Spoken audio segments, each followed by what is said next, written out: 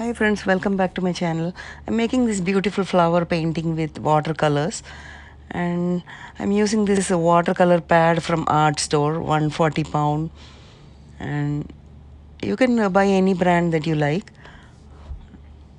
And using this silicone air blower. You can check it on Amazon.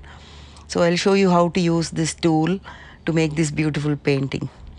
And I'm using this Cotman watercolor, Winsor and Newton, and using only one color, that is ultramarine blue. I'm just making this painting with just blue color, and we dilute the ultramarine blue with little water, and you apply some small dot with lots of water,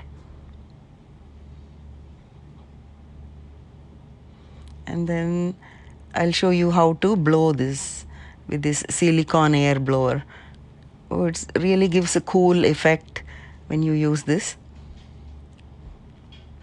If this is your first time coming to my channel, please subscribe and click the notification bell icon, because I post videos every day.